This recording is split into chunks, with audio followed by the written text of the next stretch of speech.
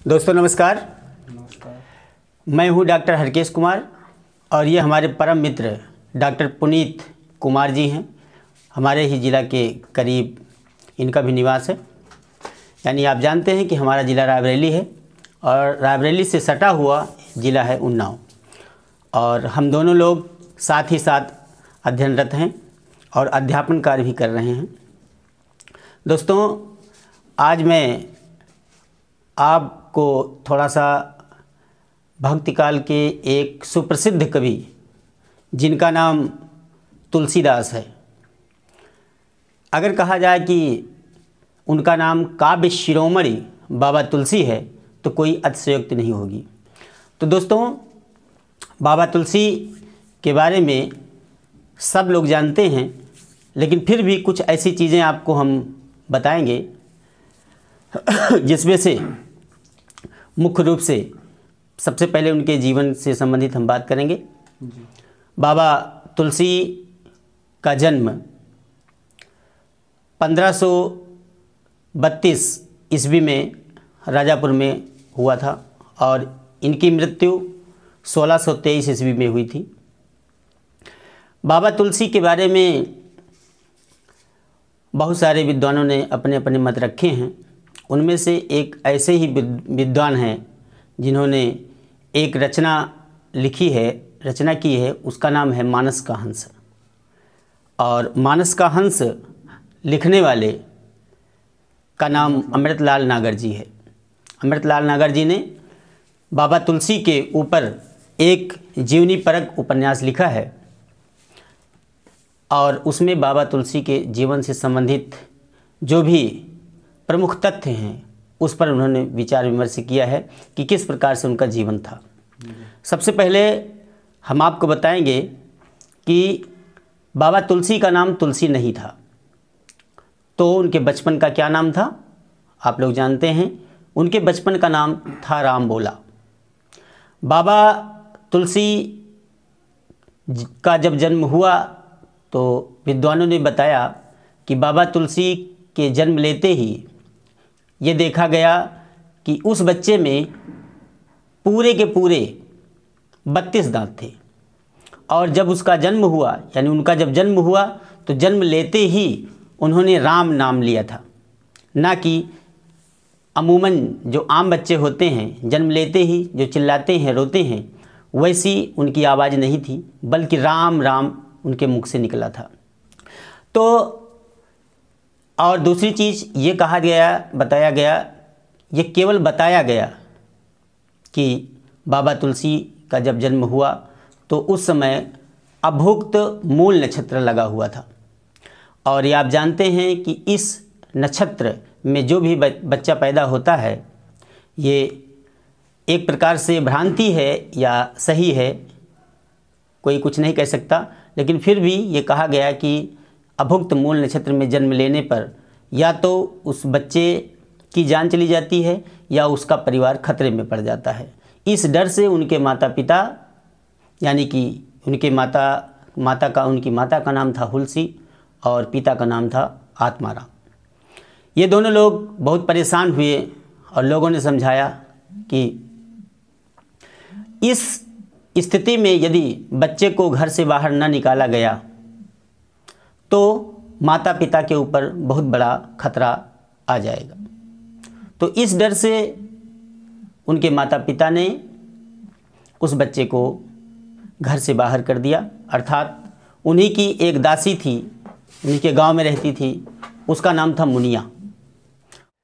जब लोगों ने उनके माता पिता से ये बात कही कि इस बच्चे को जल्द से जल्द घर से बाहर कर दिया जाए, अन्यथा बहुत बड़ी दुर्घटना हो जाएगी, तब उनके माता पिता ने निर्णय लिया कि इस बच्चे को घर से बाहर कर दिया जाए और इस बच्चे को ले जा कर के मुनिया दासी को सौंप दिया गया।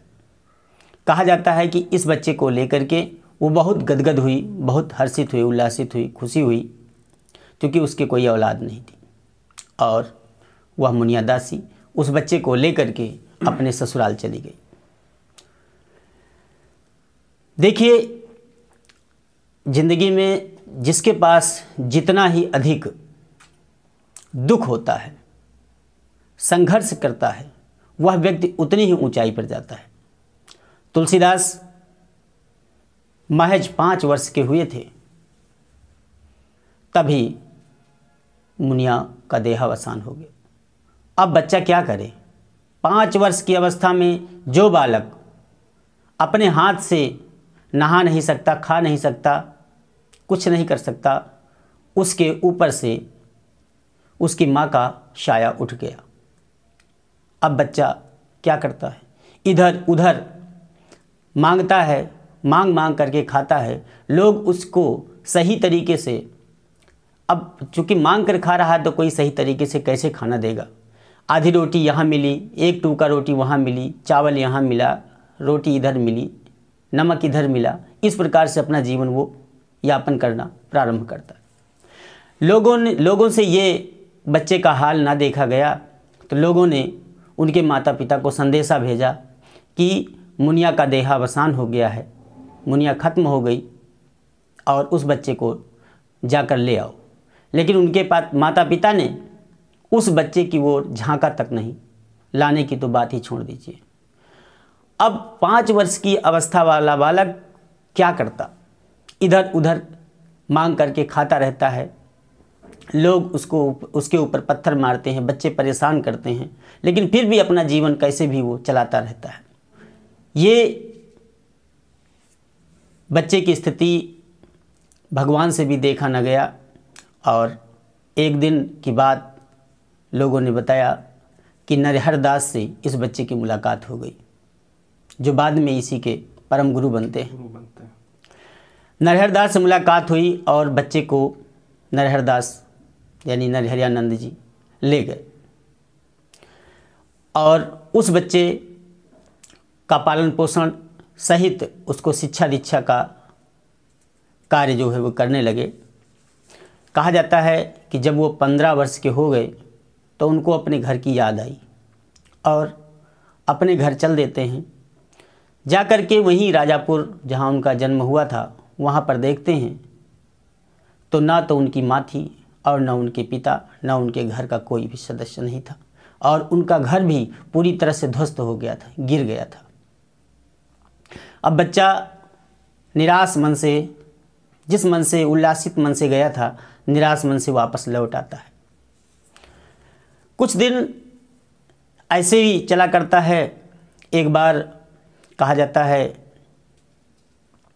कोई भरद्वाज करके था, जो यमुना पार के कोई ब्राह्मण था, उससे मुलाकात होती है तुलसी और तुलसी की विद्वता, उनके ज्ञान और सारी चीज़ें देख करके वो उनके ऊपर प्रलोभित हो जाता है और अपनी बेटी से विवाह करने का प्रस्ताव प्रेषित करता है। तुलसीदास से उनकी बेटी अर्थात रत्नावली का विवाह हो जाता है। कुछ दिन के पश्चात इस विवाह के पहले ही उनकी मुलाकात एक ऐसे गुरु से होती है जिसे तुलसी का द्वितीय गुरु बताया जाता है। उसका नाम था शेष सनातन। देखिए, शिक्षा दीक्षा तो नरहर दास से प्राप्त की थी तुलसी ने और शेष सनातन से उन्होंने पुराणों का, दर्शन का आदि ज्ञान प्राप्त किया था।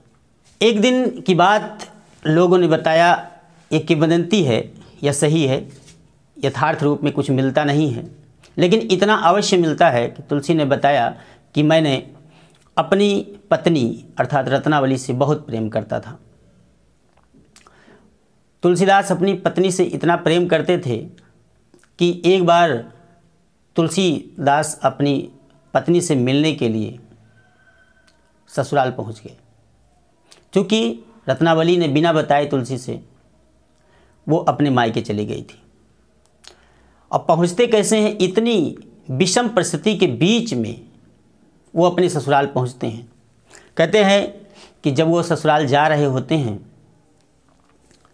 तभी रास्ते में एक नदी मिलती है जो अपने उफान पर थी। उस भरी बहती नदी, उफान से भरी नदी में एक मुर्दे के सहारे उसको पार करते हैं और पार करके जब गांव पहुंचते हैं, ससुराल पहुंचते हैं, तब क्या होता है? वो कहा जाता है कि आगे से तो दरवाज़ा बंद था और पीछे से उन्होंने एक सांप को रस्सी समझ करके उसको पकड़ करके चढ़ गए थे। जब घर के अंदर दाखिल होते हैं तो उनकी पत्नी उन्हें बहुत डांटती है, इतना डांटती है, और वहीं पर बाबा तुलसी ने लिखा भी है कि अस्थि चर्म मम देह मम ता में ऐसी प्रीत प्रभु राम में होत न भवभीत। यानी जितना प्रेम इस हाड़ मान से बनी शरीर से करते हो, अगर इतना ही प्रेम अगर उस परमपिता परमेश्वर ईश्वर से करते तो शायद इस भवसागर को पार करने में किसी प्रकार का भय ना होता। बाबा तुलसी को जब ये फटकार लगी तो यह फटकार इतनी लगी कि उनके हृदय में बेंध गई और तुरंत पीछे पैर करते हैं और लौट आते हैं। वहीं से कहा जाता है कि पुनः वो काशी पहुंच जाते हैं और वेद वेदांग यानी ईश्वर के प्रति इतना असीम प्रेम हो जाता है कि फिर वो दोबारा वापस नहीं जाते। कहा जाता है कि तुलसी के लौट जाने के पश्चात रत्नावली ने उनको कई बार संदेशा भेजा कि एक बेटा हो गया है आपको, आप उसका मुख देखने के लिए तो चले आइए। लेकिन तुलसी ने एक पैर भी ससुराल की तरफ नहीं रखा। फिर से संदेशा भेजा गया, रत्नावली ने भेजा कि मैं अस्वस्थ हूँ, मैं बीमार हूँ, मुझे देखने चले आइए। बेटे की मृत्यु हो जाती है लेकिन तुलसी वापस नहीं आते हैं।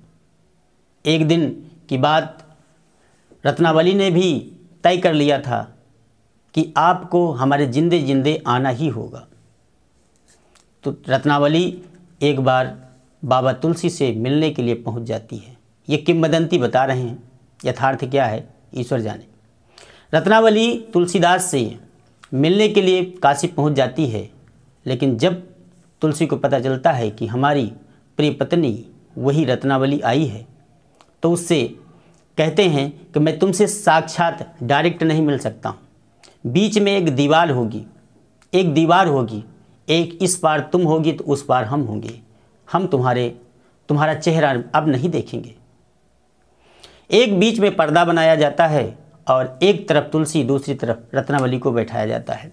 सारे प्रश्न, अपनी मन की पूरी अभिव्यक्ति तुलसी से रत्नावली कहती है और सारे प्रश्नों का उत्तर भी तुलसी देते हैं, लेकिन ना तो अपना मुख दिखाते हैं और ना रत्नावली का मुख देखते हैं।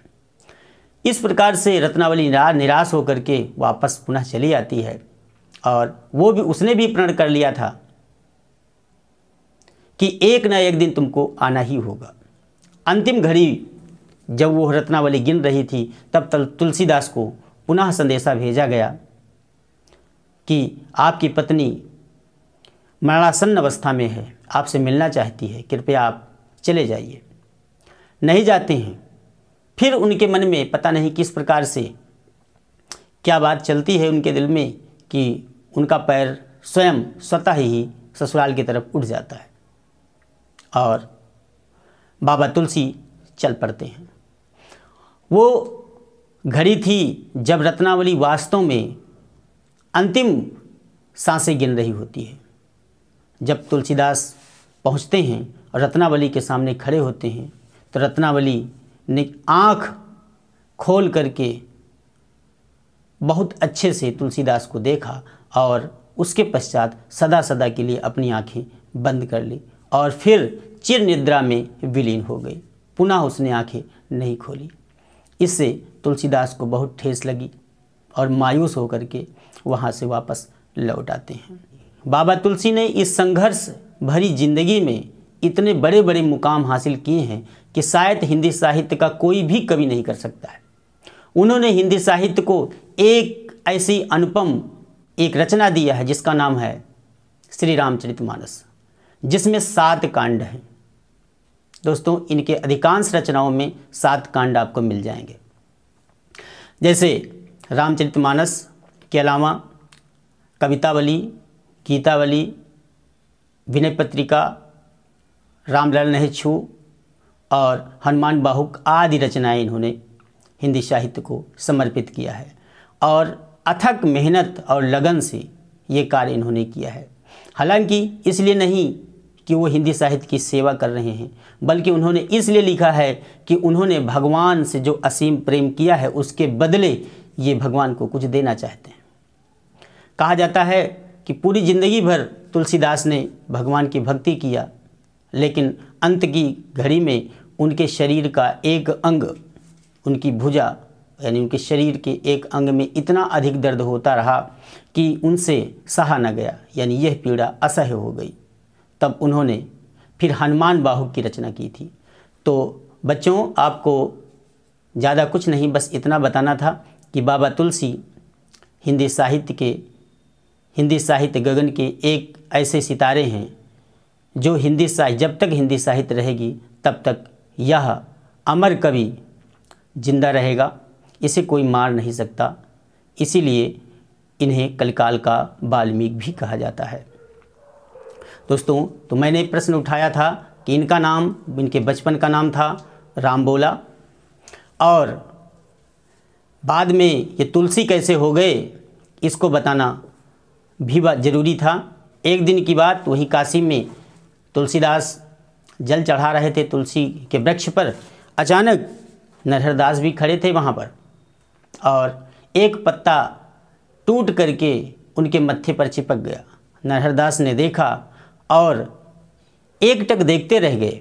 वहीं से अकस्मात ही उनके मुख से एक ऐसा शब्द फूटा कि तुलसी, यानी कि रामबोला का नाम वहीं से तुलसी पड़ गया, और तुलसी के आगे जोड़ दिया गया दास, हो गए तुलसीदास। इस प्रकार से रामबोला से तुलसीदास हो गए। तो बच्चों, आज बस इतना ही, फिर मिलेंगे आपको नई जानकारी लेकर के। तब तक के लिए नमस्कार, जय हिंद।